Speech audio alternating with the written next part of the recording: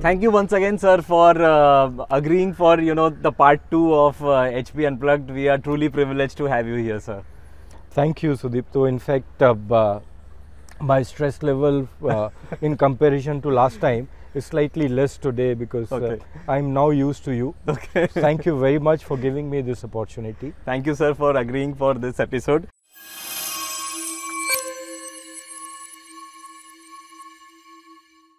As you see, sir, we are in Walk the Talk. This is the first time that we are doing this in HP Unplugged, and thank you very much for agreeing for this as well, because it's outside and outside the studio environment, and we are privileged to have you here, sir.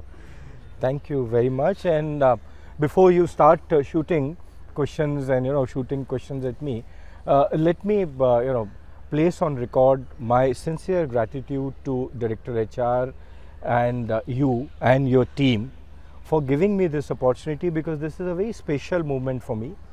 As you know that my innings in HPCL would be coming to an end in another 15 days. So nothing could have been a better opportunity where I get an opportunity to interact with all my colleagues. Thanks to you, I've got this platform. So once again, I'm very grateful to you. Thank you, sir. Thank you. It's your greatness, sir, to give us this kind of compliment, sir. Sir, so in this episode, I wanted to explore the man behind the chair, from the beginning till here. We know you as a C&MD, as Director HR previously on the board. So now we want to actually know you from the beginning. So let's start, sir. The HPCL is completed 50 years of formation. You have completed 60 years. So if I can ask you, what was a 10-year-old Pushp had in mind? Did he think that he will reach this level or something like that? Absolutely no. I mean, you won't even be wrong. This is not even wrong, that statement. That's a famous statement which was made by one of the greatest quantum physicists, Pauli. And there's a small background to it.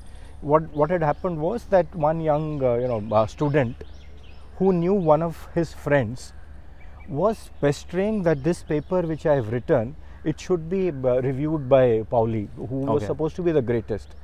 Now Pauli knew that this is just pedestrian work and things like that, but they kept on pestering. Now Pauli was known for his one-liners, and he went through it. Then they asked, well, what's your comment? So he said, this is not even wrong. So similarly, if I were to say that a 10 years old Pushp, or forget 10 years, when I joined the company at 21 years plus a few months, I would have never dreamt that I would. It's not that because of lack of opportunity, but it didn't come to my mind that I would be reaching such position. So I think in one word, I'm not even wrong in saying that. At the same time, I am born in this company. So I would say that the period before I joined HPCL was a different period. I am actually born in this company. I've grown in this company. I've had my adulthood in this company, and now the senior citizenship in this company. So I am what today is because of this company. I've grown in this company, and my experiences in this company have shaped my identity, have made up what am I today. So that way, yes. So no dream at that time, but yes, there was a lot of hope. There was hope which is not wishful thinking. It was a hope that you get a platform, you keep on doing things, enjoy your life, and excellent colleagues and mentorship. Thank you, sir. So now, sir, talking about your childhood. So we started with 10 years old. Now, there was one very beautiful question which was asked by one of the officers was, what were the spiritual sensibilities that shaped your childhood and life in general, your EQ that you would like to talk about? Uh, Excellent question. Excellent question. In fact, it's not that at that age I was, was able to verbalize or put it, in these kind of words, sentences. But somewhere there was a feeling inside, and more than EQ. I mean, I've talked from various forums that there are, three components clearly of our journey, both professional and personal.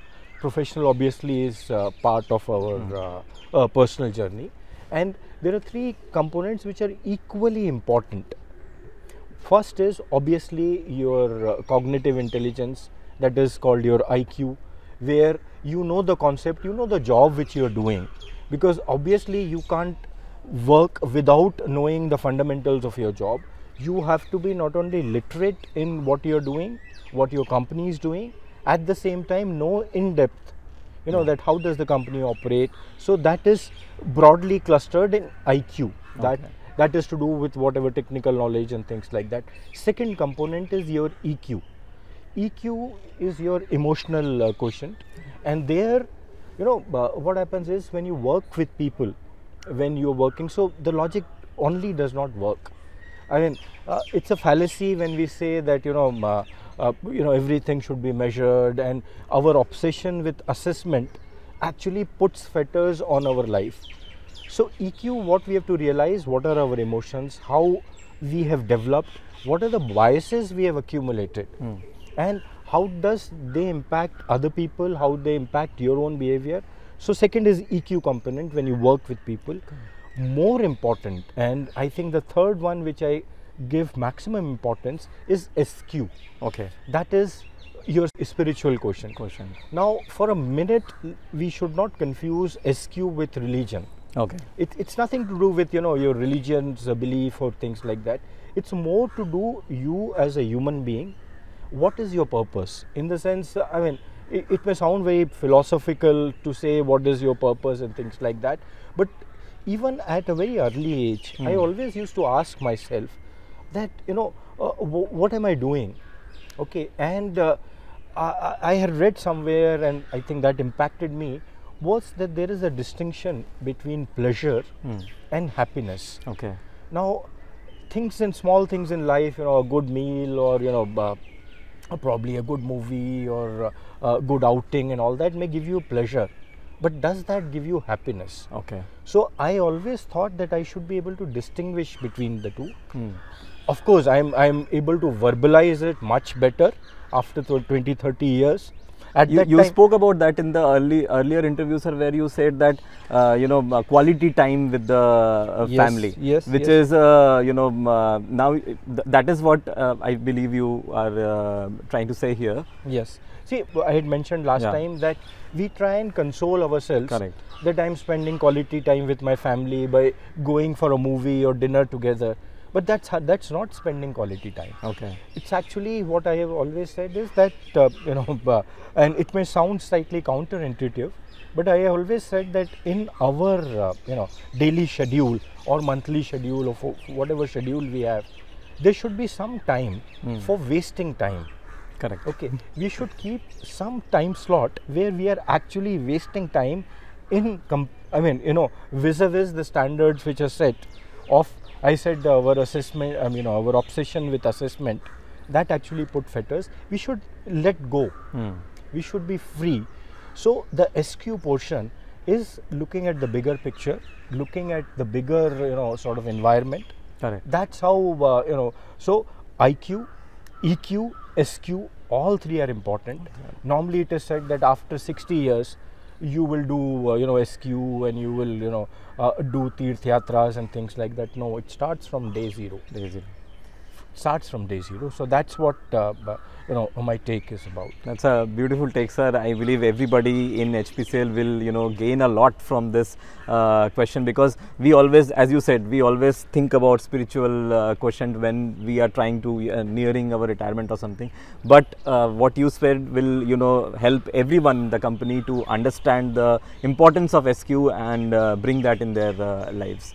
Let me just put the thing straight, I mean, not to counteract with you, but just to put the thing straight, that whether it will help people or not, okay, what happens is that we assume too many things that we are able to give guidance to people.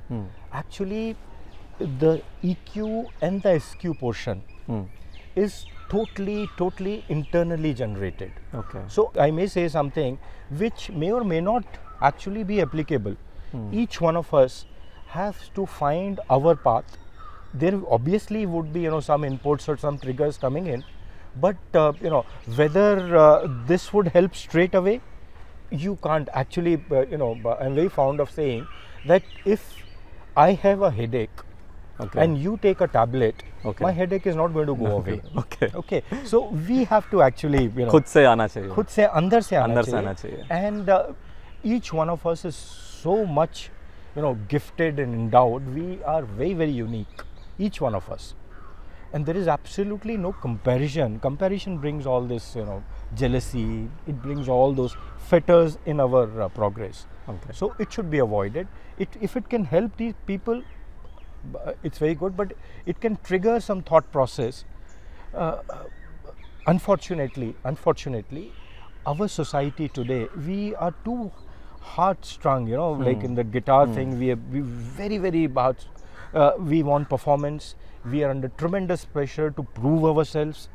We are tremendous, burden of expectation, which I mentioned last time, and all this. बच्चों से ही है सब. हाँ, बच्चों से है, and all this is actually sort of putting fetters on our personality. Correct. You see, ultimately, in long term, okay, it doesn't matter whether you get a 1 rating or a 2 rating in our parlance. Yeah.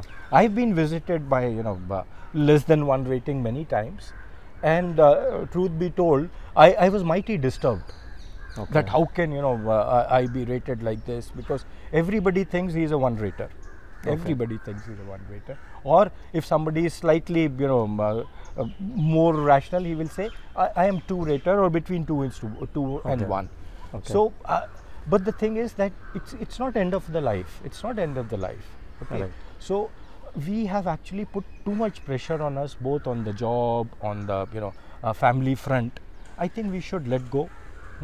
We should actually keep some time to waste time. That's it. I thought I would. I don't know whether it will make sense. Thank you, sir, for sharing with us. I'm sure it will be very much helpful for our all our HPites. Now, sir, in the last episode, you talked about your 10th and 12th mark sheet.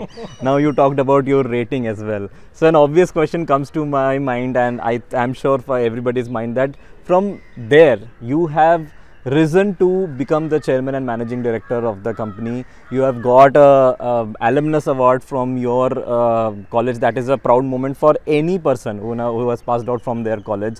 So what was the trigger, or how did you develop yourself to reach this level so that everybody can get inspired by that fact? Okay, so there are 2-3 things. First thing is that it is not a path which was very smooth.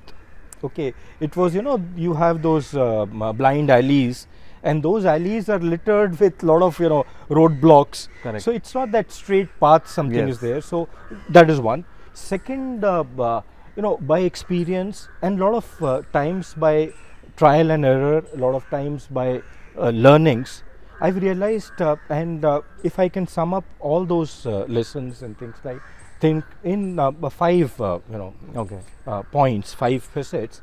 Point number 1 is that all of us need to have an anchor in life. Anchor is, again, it's not a personal god. Anchor can be anybody who's outside us, and on whom we are able to hang our worries. And take out my coat of worries and hang on that hanger, and say that now you take care. So we need an anchor in life. That anchor gives us hope. That anchor gives us strength to move forward. That's number 1. Second point, which is again very crucial in this, is that we need to actually work towards it. Okay. Right from very beginning, I realized that there is no free lunch in life. There's absolutely no free lunch in life. You have to do efforts. Work you hard. have to work hard. You have to put in your best. Okay. Because the worst enemy of our growth is sloth.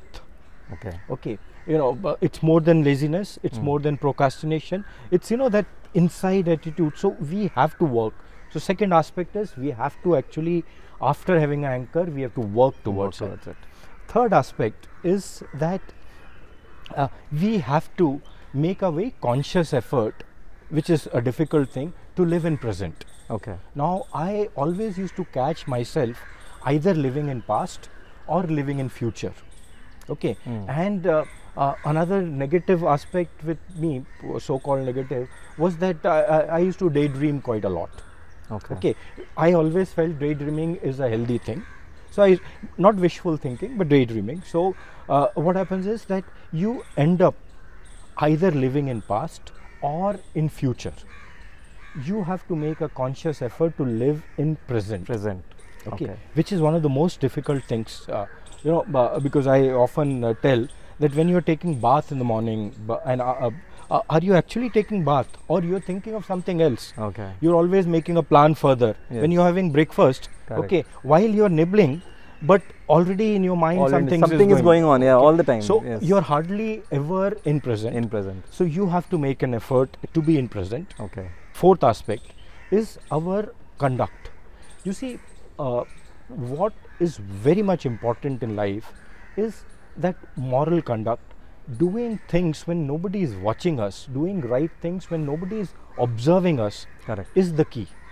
Now again, it is not a lesson moral science and things like that, but simple ethics. Because if you walk straight, if you play with a straight bat, you save a lot of tensions and simplified life, a lot of worries out of your thing. So fourth aspect is that our conduct is extremely important.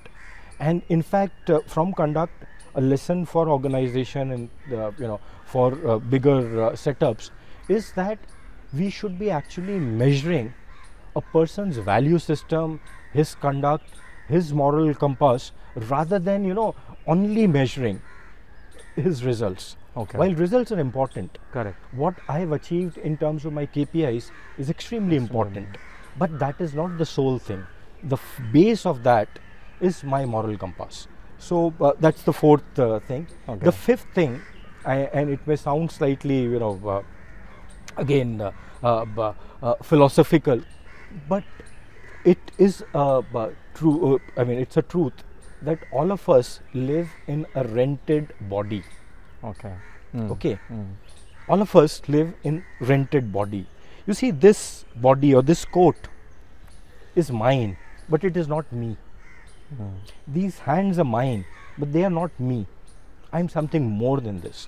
So what we have to realize that it's not only my physical, material and those kind of comforts or achievement.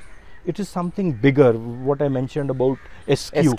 Correct. So this is that and simple thing is that we live in a rented body. Okay. My soul, so as to say, has rented this body. Okay. It's there, it's going on.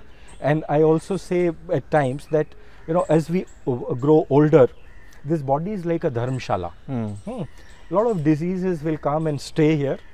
Treat them with respect, they will also stay. If they want to go away, they will go away. You fight with them and they will create nuisance. So these are the 5 things, and it's not that it is one time I've got this. Okay, it's over a period of time. Okay. I have actually tried and distilled it, and I have been able to distill all this, truth be told, in only last 3-4 years. Earlier, yes, I have various point in times I have followed this, but a sort of distillation and putting it in a capsule is I hope it's clear. Yeah. Thank you, sir. Sir, one of the question that always comes to my mind as we are in this beautiful butterfly garden, you have thought about to create a garden where to attract butterflies. Such various different subjects you delve into, physics, astrophysics, geography, chemistry, Like, how do you do it? I have tried personally. I have tried to go through the books that you read, those physics and astrophysics books. After 4-5 pages, everything goes for a bounce. So how do you consistently quote and remember things which are imprinted in your mind? How do you do it? Okay, the trick is very simple. So I have an advantage. I am a pure commerce and an art student. Okay, I had nothing to do with physics, chemistry, science, cosmology during my school or college years. Okay. So that's the advantage in the sense that when you study science at that stage, you study to remember. Okay. Now when I study, when I read, okay, I don't read to remember. I am under no stress that I should be, remembering this concept, or I should be, because if somebody asks me this response to this, this is the answer. So I am under no stress, and actually that helps. Okay. So number one is that you must read to enjoy. Don't read to remember. Okay. Don't read to mug up. Okay. Okay. So that's number one. Second is that there is a fascinating, connection between various things, and if you just try and get into it and let your mind wander, let your mind go. So like a few years ago, with some of my colleagues, young colleagues, we started a project called Project Einstein. Yeah. Okay. And there we had thought that we would find relationship and areas of congruity between quantum physics, cosmology, that is astronomy, then study of consciousness, and neurology. Okay. And believe me, when my colleagues studied and they went through it, they could find a lot of correlation, a lot of connect. Okay. So from that, another thing about reading is that I don't read one book at a time. Okay. Okay. I end up reading 5-6 books. That okay, read something of this, found a reference, then left this book here, went into that reference book, found a reference, something interesting, then again went there. It's like when you surf the internet, na? Yeah. Or you see what is called those reels. Okay, you go on. So not the negative aspect of it, the positive aspect of it is that you read so many books at a time. Maybe the first book which you started, its number would come after 6 months you've visited. So that's the trick. Okay. Don't read to remember, read to enjoy. Okay. Okay. And definitely there is a connect between various things which we read. Ultimately the whole universe is a connected universe. So that's the simple trick, that that's a don't put beautiful pressure way on yourself. Thank you. Thank you, sir, for sharing. Sir, now we are in this beautiful Miyawaki garden.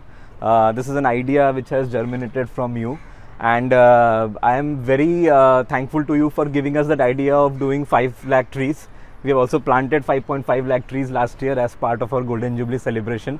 Sir, what would you like to say something about it? This is, for me, is HP. Okay. There are different type of plants. Plants have come different breeds, different species, varieties, whatever. But all of them, if you see, they have grown together, and not only above the surface, but below the surface. When you see a people is mixing with a chiku or a neem, and there below the surface, all their roots are actually supporting each other, connected. So to this each is other. a mini HPCL.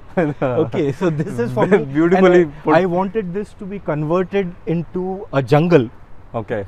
Real jungle, not urban jungle. Urban jungle. Okay. And this would actually give example of HP and reinforce our belief in collaboration. Thank you, sir. Sir, a question which has been asked by maximum number of people out of the 81 questions that we have received is about your empathy. Okay, sir. How do you handle ups and downs in your career? You talked about not a straight path, about bumpy roads, and how did you deal with it with a very cool head? Everybody says that you have a very cool, quiet head, and you have a lot of empathy towards what you do.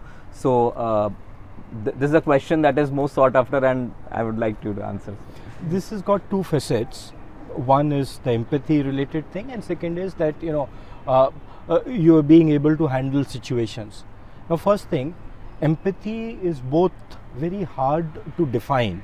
Now, if you were to ask me to give a definition of empathy, I would be at a loss.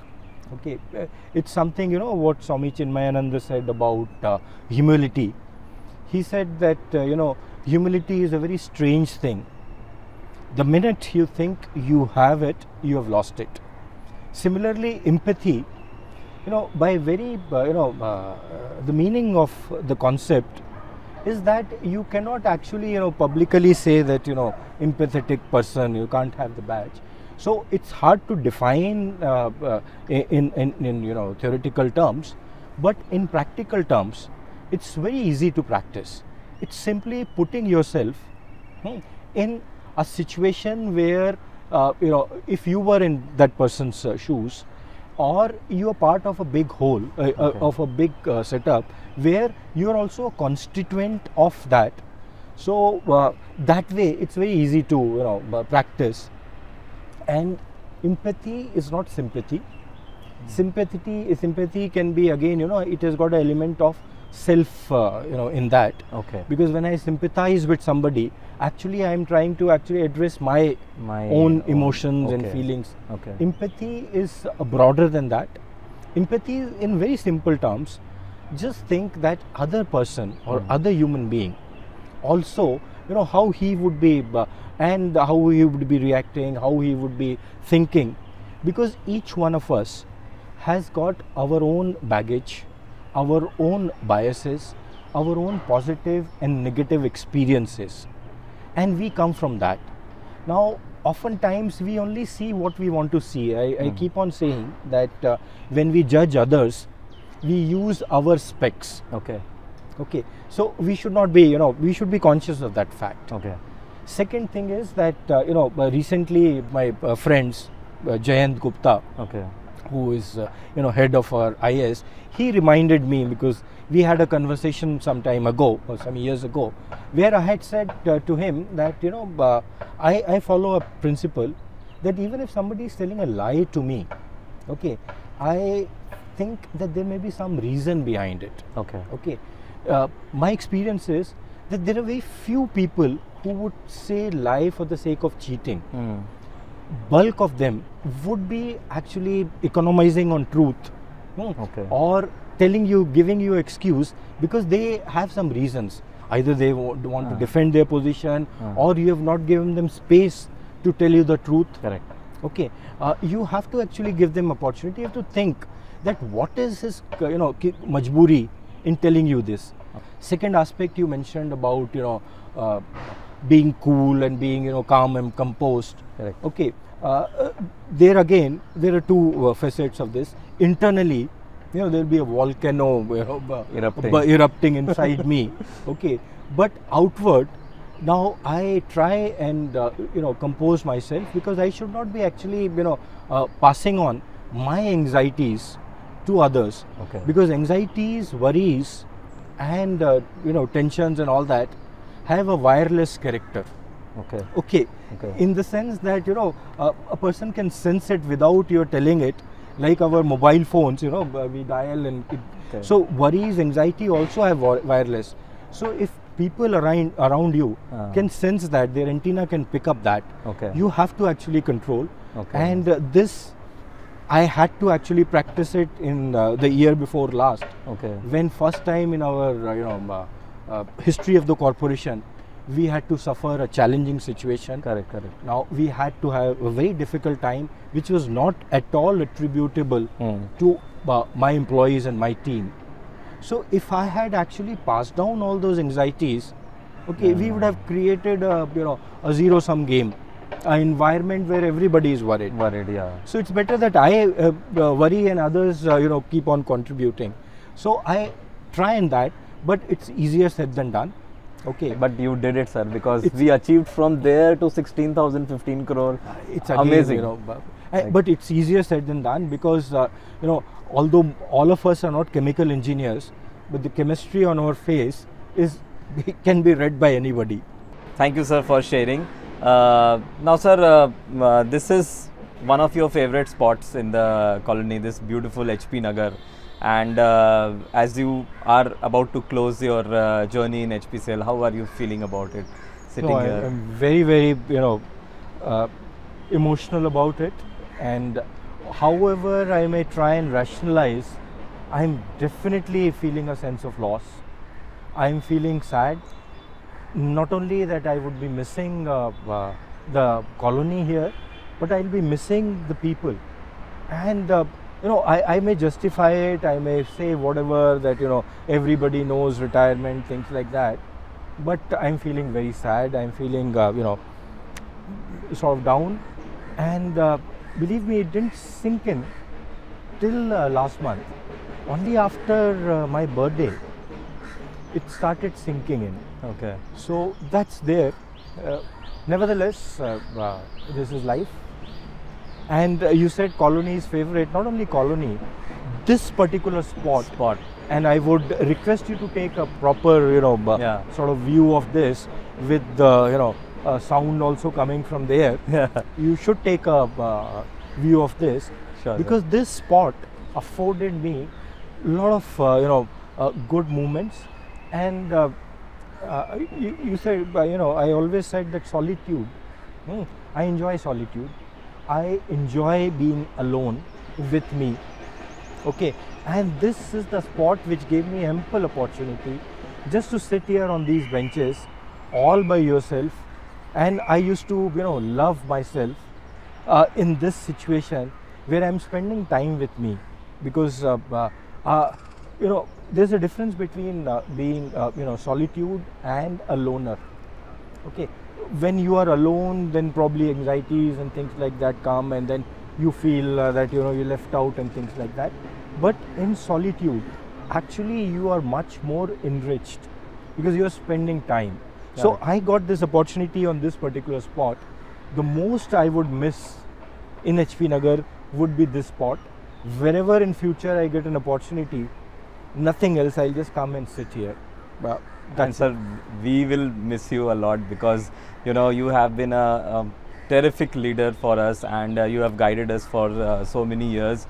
And it's been a pleasure, my absolute pleasure. I cannot express on words that to speak with you on this level, and be a conduit to your thoughts for all the people of HPCL and all the people outside who are listening to you, and to gain from this insight of yours. And I'm sure everybody will be really, really enriched after watching this interview. Thank you, Sudipto. I don't know whether people would benefit or not. It will be, as I said, it's again depends on individual. But I would like to cap it up by way, one of my favorite shares from a very famous Pakistani shair. Okay. Jalil. He said, and I'm taking liberties with his words. He said, first I'll say original, and then I'll say that what liberty I'm taking with it. Sure. He said, तुझसे पहले जो शख्स यहाँ तख्त नशी था. Okay. Means before you, the fellow who was on this throne, तुझसे पहले जो शख्स यहाँ तख्त नशी था, उसे भी अपने खुदा होने का इतना यकीन था. Okay. So instead of तुझसे, I say मुझसे. So I should not feel that I am that. So that's the greatest lesson I've got. Thank you very much. Thank you, sir. Thanks a lot.